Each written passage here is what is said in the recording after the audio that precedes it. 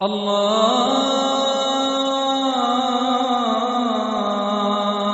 أكبر الله أكبر الله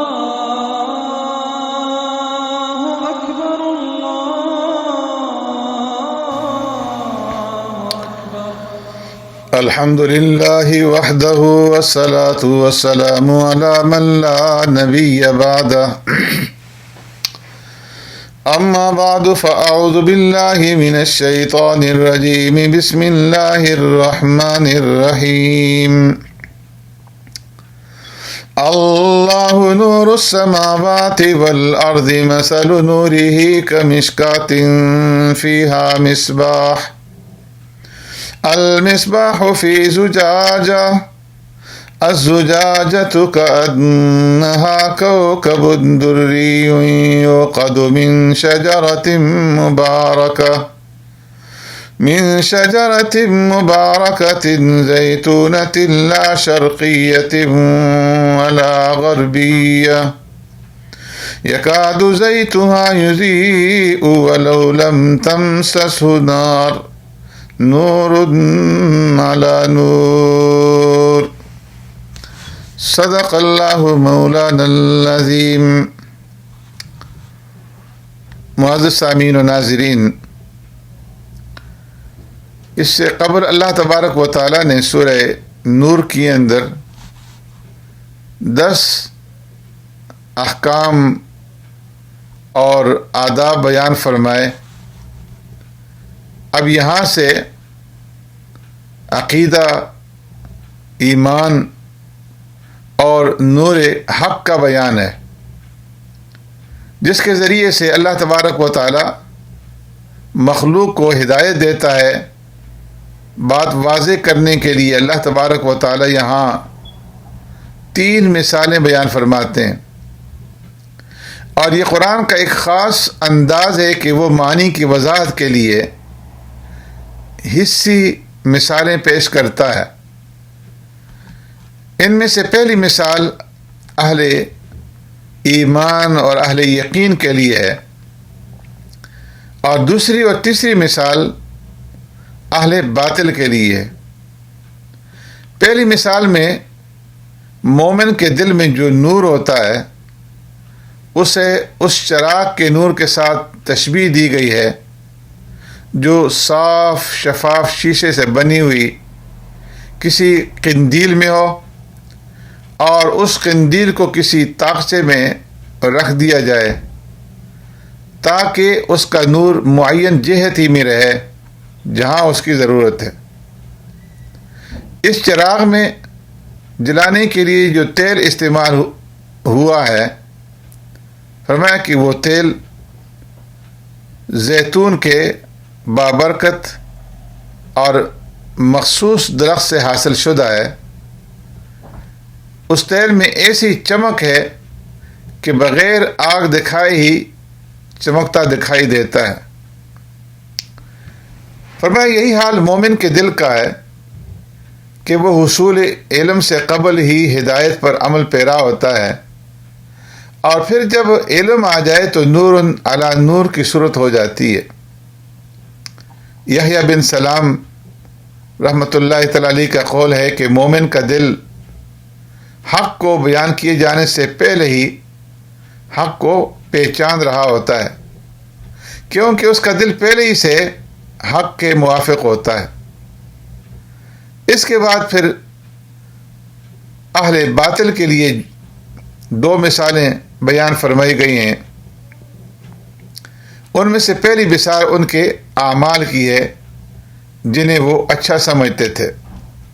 فرمایا والذین کفروا اعمالهم کسراب بقیعۃ یحسبه الظمآن ماء حتی اذا جاءه لم یجدہ شیئا ووجد اللہ عنده فوفاہ حسابا.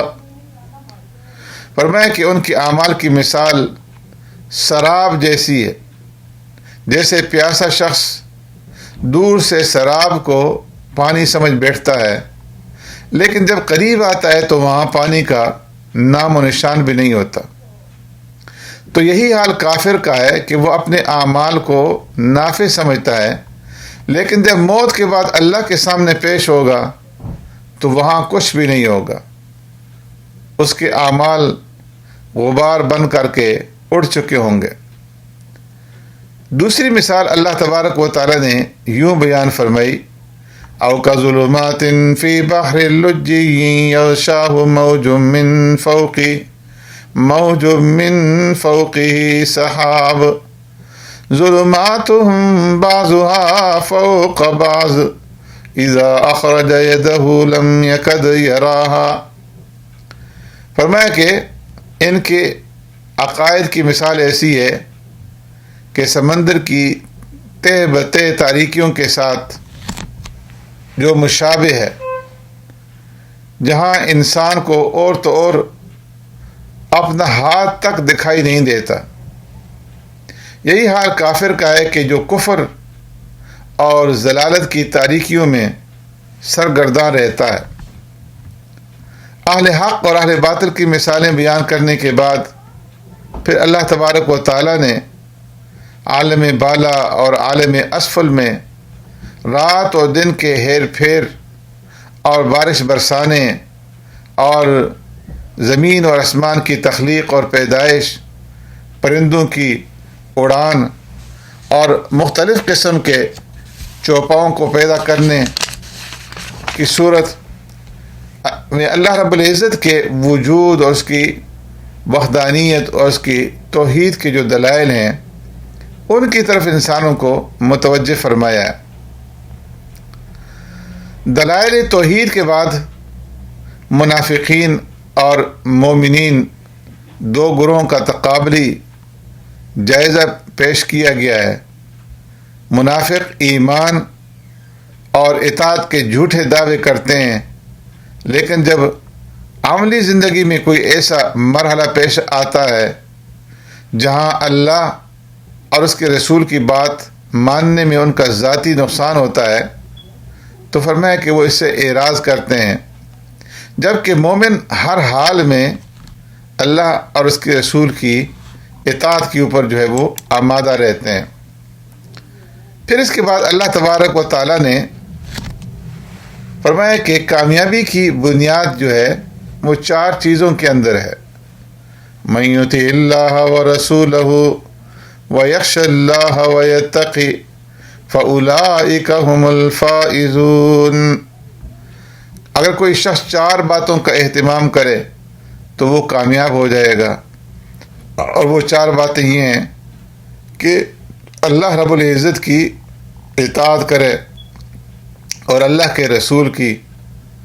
فرمایا اس کا تعلق فرائض کے ساتھ ہے کہ فرائض کو بجا لائے اور رسول صلی اللہ علیہ وسلم کی اطاعت کرے، آپ صلی اللہ علیہ وسلم کی سنتوں کو بجا لائے۔ وَيَخْشَ اللَّهَ، ماضی میں وہ اللہ تبارک و تعالیٰ سے ڈرتا رہا ہو، اور وَيَتَّقِي، اور مستقبل کے اندر فیوچر میں بھی اللہ تبارک و تعالیٰ سے ڈرتا رہے۔ تو جس آدمی کے اندر یہ 4 چیزیں پائی جائیں گی وہ کامیاب ہوگا۔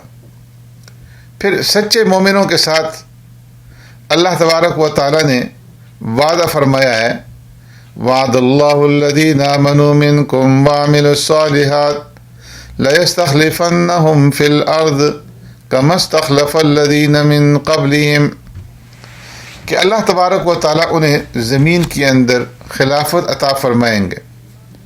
اللہ تبارک و تعالیٰ نے اپنا یہ وعدہ پورا کر دکھایا، اور مسلمانوں کو جزیرۃ العرب پر غلبہ حاصل ہوا، اور مشرق اور مغرب کے ممالک مسلمانوں کے زیر نگین آئے، اور انہوں نے فارس اور روم جیسی مضبوط سلطنتوں کے ٹکڑے ٹکڑے کر دیے۔ اس آیت کو آیت استخلاف بھی کہتے ہیں۔ قرآن کریم میں اللہ تبارک و تعالیٰ نے جن صحابہ اکرام رضوان اللہ تم اجمعین کی خلافت کا وعدہ کیا ہے وہ اہل سنت و جماعت کے مسلک کے مطابق خلفائے راشدین سیدنا صدیق اکبر رضی اللہ تعالیٰ عنہ، سیدنا عمر فاروق رضی اللہ تعالیٰ عنہ، سیدنا عثمان غنی رضی اللہ تعالیٰ عنہ اور سیدنا علی کرم اللہ وجہہ ہیں۔ انہی کو خلافت راشدہ حق 4 یار بھی کہتے ہیں اور 4 خلفائے راشدین بھی کہتے ہیں۔ تو ان چاروں کی خلافت کا ثبوت بھی اس آیت کریمہ سے ملتا ہے۔ پھر توحید کے دلائل منافقوں اور مومنوں کے تقابل اور وعدہ خلافت کے بعد اجتماعی اور معاشرتی زندگی کے 3 مزید احکامات اللہ رب العزت نے یہاں پہ بیان فرمائے ہیں۔ پہلا حکم یہ ہے کہ چھوٹے بچوں اور گھر میں رہنے والے جو غلام ہیں اور لونڈیاں ہیں ان کے لیے یہ حکم ہے کہ وہ نماز فجر سے پہلے اور دوپہر کے قیلولہ کے وقت اور نماز عشاء کے بعد اگر تمہارے خلوت والے کمروں میں داخل ہوں تو اجازت لے کر کے داخل ہوں، کیونکہ ان 3 اوقات میں عام طور پر انسان عمومی لباس اتار کر کے نیند کا لباس جو ہے وہ پہن لیتا ہے۔ دوسرا حکم یہ ہے کہ بچے جب بالغ ہو جائیں تو دوسرے بالغ افراد کی طرح ان پر بھی لازم ہے کہ وہ جب بھی گھر میں آئیں تو اجازت لے کر کے یا کسی بھی طریقے سے اپنی آمد کی اطلاع دے کر کے آئیں، مثال کے طور پر کھانس کر کے یا پاؤں کی آہٹ پیدا کر کے۔ اور تیسرا حکم جو ہے والقواعد من النساء اللاتی لا یرجون نکاحا، ان عورتوں کے بارے میں ہے جو بہت بوڑھی ہو جائیں اور نکاح کی عمر سے گزر جائیں کہ وہ اگر پردے کے ظاہری کپڑے اتار دیں تو اس میں کوئی حرج نہیں، یعنی دوپٹہ وغیرہ اگر وہ گھر کے اندر استعمال نہیں کرتی تو اس کے اندر کوئی حرج نہیں، لیکن پھر بھی انہیں بھی احتیاط کرنی چاہیے۔ اس کے بعد اللہ تبارک و تعالیٰ نے یہاں پر 14واں ادب یہ بتایا ہے کہ جب تم گھر میں داخل ہو تو فسلموا علی انفسکم، تم گھر والوں کو سلام کیا کرو۔ اور 15واں ادب یہاں پر اللہ رب العزت نے یہ بیان فرمایا ہے کہ جب تم کسی اجتماعی مشورہ وغیرہ کے سلسلے میں کسی مجلس کے اندر بیٹھو تو اجازت کے بغیر مجلس سے نہ اٹھا کرو۔ اور 16واں ادب یہ ہے کہ لا تجعلوا دعاء الرسول بینکم کدعاء بعضکم بعضا، کہ اللہ کے رسول صلی اللہ علیہ وسلم کو ایسے نہ پکارا کرو جیسے آپس میں تم ایک دوسرے کو پکارتے ہو۔ اور پھر سورت کے اختتام پر اللہ تبارک و تعالیٰ نے اس بات کا ذکر فرمایا کہ یہ ساری کائنات اللہ کی قدرت اور اس کے علم کے ماتحت ہے، اللہ سب کے حالات اور اعمال جانتا ہے، اور قیامت کے دن ہر کسی کو اس کے اعمال کے بارے میں بتا دیا جائے گا۔ سبحانک اللہم و بحمدک نشہد ان لا الہ الا انت نستغفرک و نتوب الیک۔